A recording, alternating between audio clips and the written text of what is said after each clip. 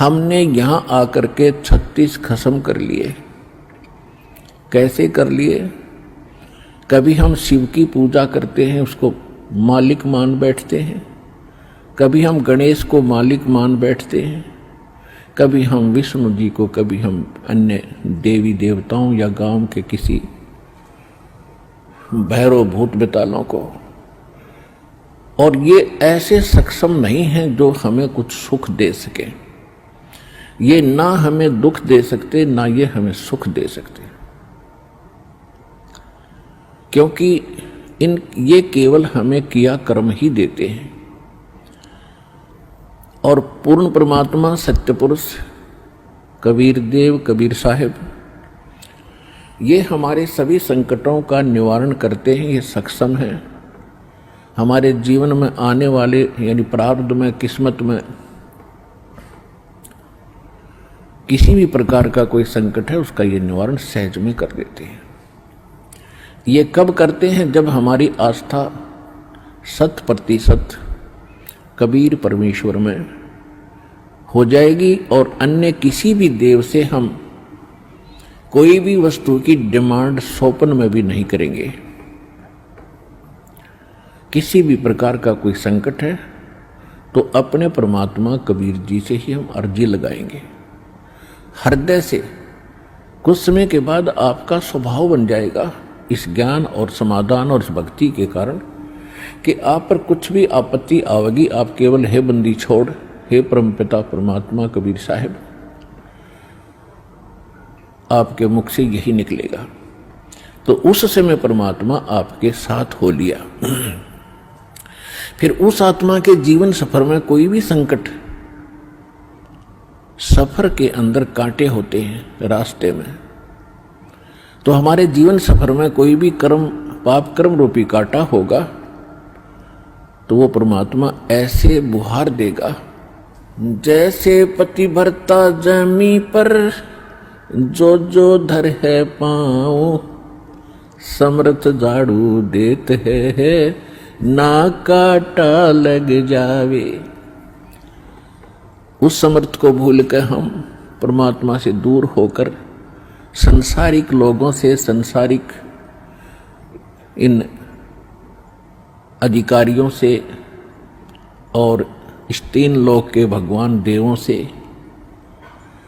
हम इनसे अपना संकट निवारण की इच्छा करते रहे। ये हमारी अध्यात्म ज्ञान की जो है कमी थी, त्रुटि थी। और जब हम परमात्मा से ही सब कुछ डिमांड करेंगे, इनके ऊपर समर्पित हो जाएंगे, तो परमात्मा कहते हैं जिस समय आप गर्भ के अंदर थे उस समय आपके साथ कौन था? ना माँ थी, ना पिता था, ना कोई अन्य सगा संबंधी था। अकेले आप और परमात्मा, बीच में कोई नहीं था। उस समय आप सीधी पुकार कर रहे थे, हे परमात्मा मुझे इस नरक से निकाल दे। माँ के गर्भ में बहुत पीड़ा होती है। उस पीड़ा को हम बाहर आने से भूल जाते हैं, क्योंकि त्रिगुण में माया, इन तीनों गुणों के प्रभाव से हम बहुत ज्यादा प्रभावित होकर के अचेत हो जाते हैं। वो पिछली सब शुद्ध बुद्ध समाप्त हो जाती है। और परमात्मा आप कितना साक्षी है कि अंदर माँ के पेट में आपको उसने पाला। माँ के गर्भ से बाहर आने से पहले आपकी कैसी व्यवस्था कर दी, वो कितना चिंता करता है आपकी। दांत नहीं थे तो माँ के स्तन में दूध भेज दिया, और उससे पहले एक टोपा दूध नहीं था माँ के स्तन में। जो परमात्मा इतना भविष्य की आपकी चिंता करता है, और बाहर आकर के आप स्वयं इतने इंटेलिजेंट बन गए, चतुर बन जाते हो, धनी बनने के लिए, अपनी सुरक्षा करने के लिए, अपने को सुखी बनाने के लिए लोगों को लूटते हो, रिश्वत लेते हो, चोरी करते हो, डाके मारते हो। आप भगवान के विधान को भूल गए, आपको याद नहीं है। जो परमात्मा आपकी इतनी केयर टेक करता है, इतनी देखभाल पहले से चिंतित है, तो अब कौन सा वो दूर है आपसे। आपको केवल प्रारब्ध तो मिलेगा ही मिलेगा जो आपकी किस्मत में लिखा है। उसको तो उसको भी मिलेगा जो भक्ति नहीं करते। लेकिन भक्ति करने का उद्देश्य मूल यही होता है आत्म कल्याण हो और इस जीवन में हमारा कोई पाप कर्म हो, कोई कष्ट आना हो, उसका भी निवारण हो। तो उसका निवारण तो एक ही से हो सकता है, उस परम पिता परमात्मा पूर्ण ब्रह्म से। अन्य भगवान, अन्य ये देव वो संकट निवारण नहीं कर सकते। पाप के हमारे किस्मत में लिखे हुए कर्म को वो नहीं समाप्त कर सकते, वो भोगना ही पड़ता है। केवल कबीर देव, कबीर साहब ये हमारे इन पाप का नाश कर सकता है, हमारे जीवन को सुखी कर सकता है। तो क्या बताते हैं, उस समर्थ की रीझ छुपाई, अब कुल कुटुंब से राता, गर्भ के अंदर बचन भरे थे, कहाँ गई वो बात। अब देखो परमात्मा फिर आकर हमें सचेत करते हैं, क्योंकि काल ने तो हमारे ऊपर पर्दा डाल दिया, बुद्धि पर पत्थर गेर दिए। माँ के गर्भ से बाहर आते ही हम सब कुछ भूल गए, नए सिरे से पढ़ाई जाती है। ये तेरा चाचा, ये तेरी चाची, ये तेरी माँ, ये तेरे पिता, मामा, ये बुआ और कै ख गड़े, ये नए सिरे से पढ़ाई जाते हैं। हम इतने जो है अचेत हो जाते हैं और परमात्मा फिर आकर हमें फिर नए सिरे से याद दिलाते हैं कि उस समर्थ की रीझ छुपाई। उस समर्थ ने आपके ऊपर प्रसन्न होकर के आपकी प्रार्थना सुनी। रीझ माने खुश होकर के आप पर जो रहम किया, वो रीझ आपके ऊपर प्रसन्न हुए। उस समर्थ की रीझ छुपाई, वो भूल गया तो उस मालिक के उस रहम को।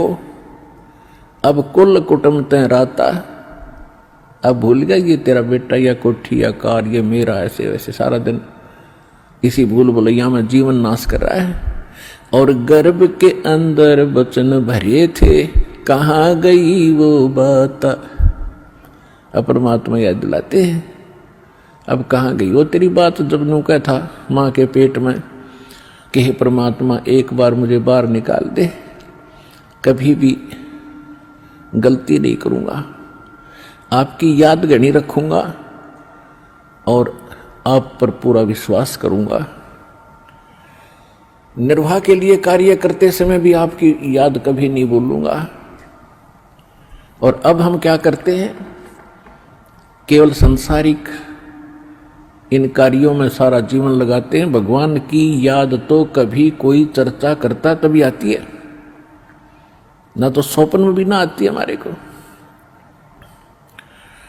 तो उसके लिए क्या बताते हैं कि वो परमात्मा जब आपको माँ के गर्भ में भी सुरक्षित रखता है, आपके बाहर आने से पहले आपके आहार के लिए माँ के स्तन में दूध भेजता है, तो आगे आने वाले जीवन में जो तूने जैसा किया है उसमें क्या वो कमी करेगा।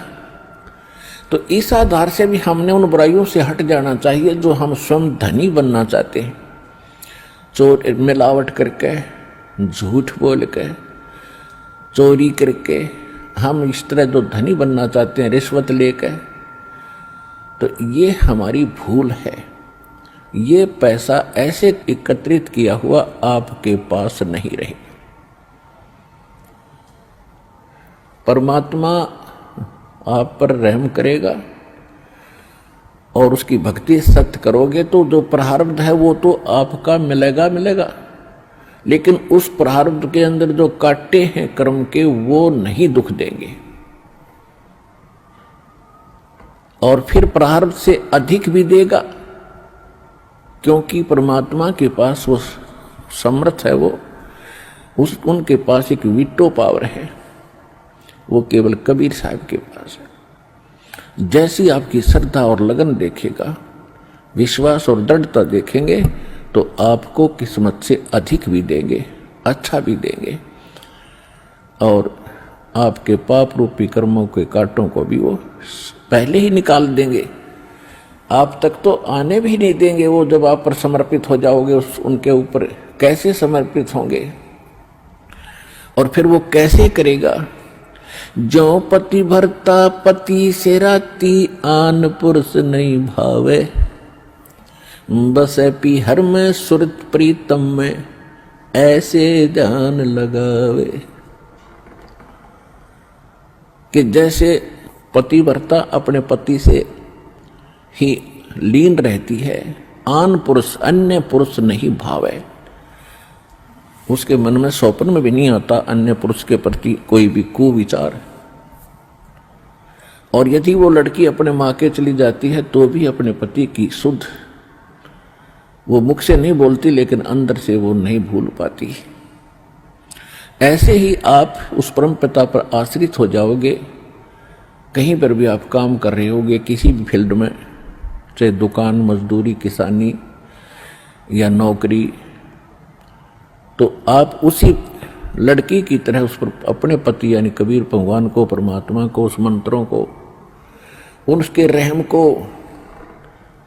आप कभी भूल नहीं पाओगे। तो उस समय आपका नाता उस परम पिता से जुड़ चुका है।